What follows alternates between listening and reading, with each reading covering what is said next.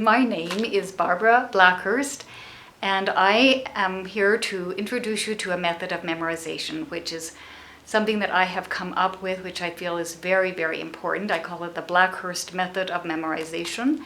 And I'm going to show you some of the techniques that I use and some of the students using those techniques. The road not taken by Robert Frost.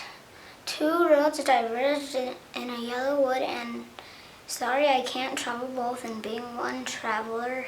Long I stood, looking down one to where it bent into the other undergrowth, then took the other as just as fair, having perhaps the better claim, because it was grassy and wanted wear.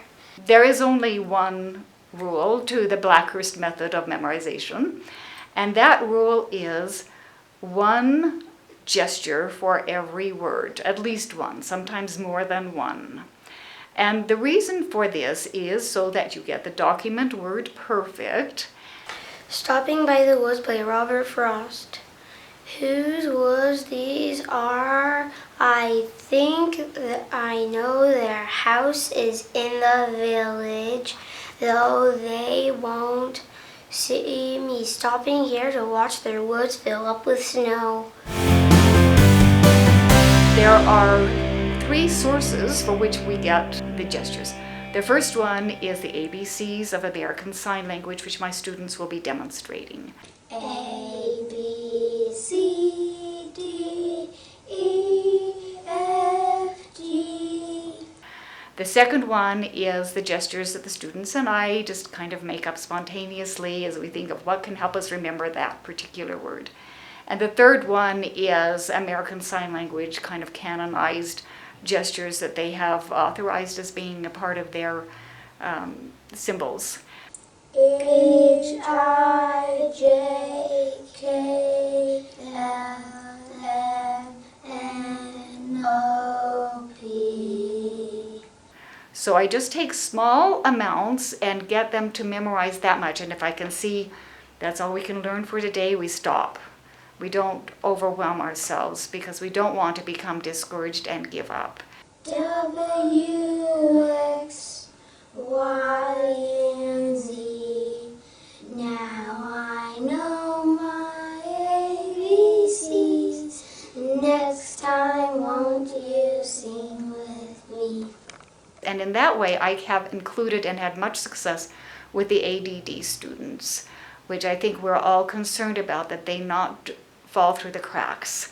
And so by engaging them in these methods, which include the body and the voice and the eyes, everything together, they can retain it better. We, the people of the United States, in order to form a more perfect union, establish justice, ensure domestic tranquility, provide for the common defense, promote the general welfare. And one thing that I want to make especially clear is that in all of this, there needs to be a lot of joy. There is nothing more important to me than that my students have fun with what they're doing. And so I open it up to them to be able to create their own gestures. The Declaration of Independence by Thomas Jefferson. One course. When in the course of human events it becomes necessary for one people to dissolve the political bands which have connected them with another, and to assume among the powers of the earth the separate. They came up with this totally on their own, and they were having so much fun doing it with each other that they really were memorizing it much more rapidly than I had expected. But as I saw the joy that they were experiencing in doing it together and in clapping, I thought, this is a method I have never seen before, but if it works, let's go for it. So we decided that we would just have them do it this way. I feel like memorization is so important. There are actually two reasons.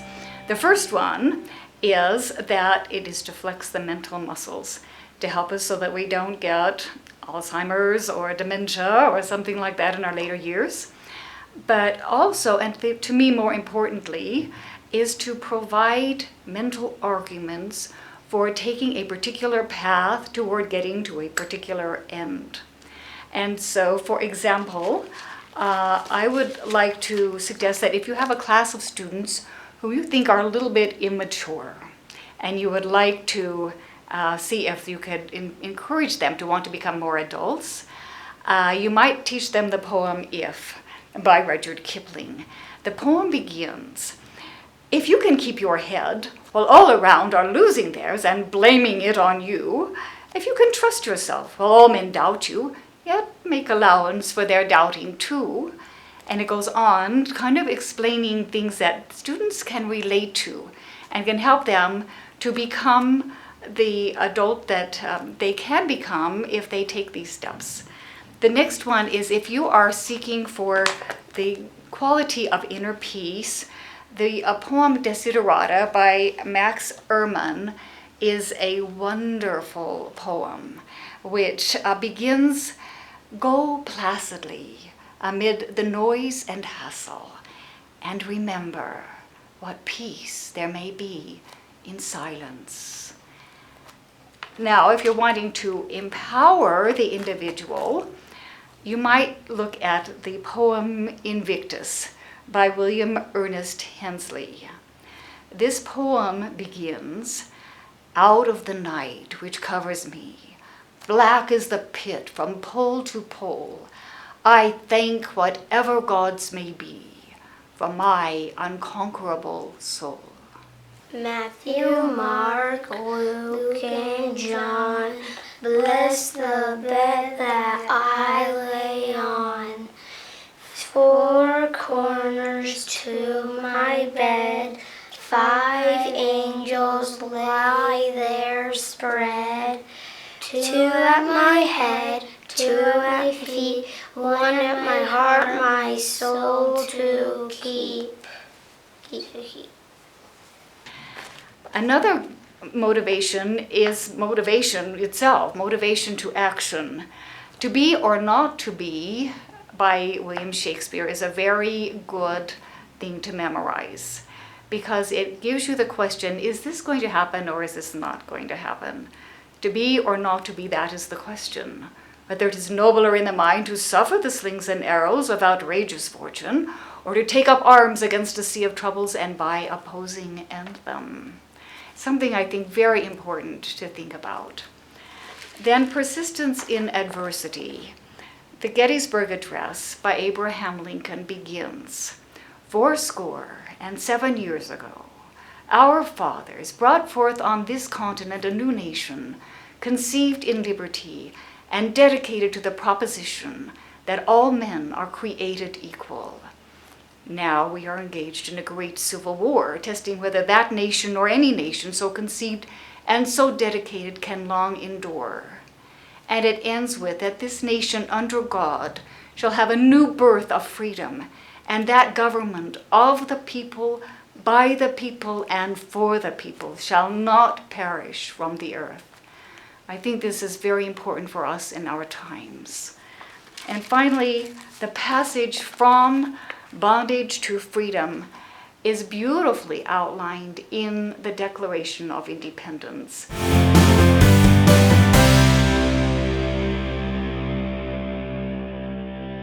When in the course of human events it becomes necessary for one people to dissolve the political bands which have connected them with another, and to assume among the powers of the earth the separate and equal stations to which the laws of nature and of nature's God entitle them, a decent respect to the opinions of mankind requires that they should declare the causes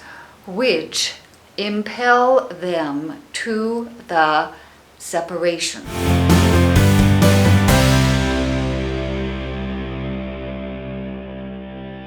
When in the course of human events it becomes necessary for one people to dissolve the political bands which have connected them with another, and to assume among the powers of the earth both separate and equal stations to which the laws of nature and nature's God entitle them, a decent respect to the opinions of mankind requires that they should declare the causes which impel them to the separation. We hold these truths to be self-evident, that all men are created equal and are endowed by their Creator with certain unalienable rights, that among these are life, liberty, and the pursuit of happiness. That to secure these rights, governments are instituted among men, deriving their just powers from the consent of the governed. That whenever any form of government becomes destructive of these ends, it is the right of the people to alter or abolish it, and to institute new government, laying its foundation on such principles and organizing its powers in such a form as to them shall seem most likely to affect their safety and happiness. Prudence indeed will dictate that governments long established should not be changed for light and transient causes, and accordingly all experience has shown that governments that mankind are more disposed to suffer while evils are sufferable than to right themselves by abolishing the forms to which they are accustomed. But when a long train of abuses and usurpations pursuing invariably the same object evinces a design to reduce them under absolute despotism, it is their right, it is their duty to throw off such government and to provide new guards for their future security. Such has been the patient sufferance of these colonies, and such is now the necessity which constrains them from altering their former systems of government. The history of the present King of Great Britain is a history of repeated injuries and usurpations, all having the direct object the establishment of an absolute tyranny over these states. To prove this, let facts be submitted to a candid world. In every stage of these oppressions we have petitioned for redress in the most humble terms. Our repeated petitions have been answered only by repeated injuries. A prince whose character is thus defined by every act which may define a tyrant is unfit to be a ruler over a free people. Nor have we been wanting in attention to our British brethren. We have reminded them from time to time of attempts of their legislature to extend an unwarrantable jurisdiction over them. We have reminded them of the circumstances of our emigration and settlement here. We have appealed to their native justice and consanguinity, and have conjured them with the ties of our common kindred to disavow the usurpations which would inevitably interrupt our connections and correspondence. They too have been deaf to the voice of justice and consanguinity. We must therefore acquiesce in the necessity which denounces our separation, and hold them, as we hold the rest of mankind, enemies in war and peace friends.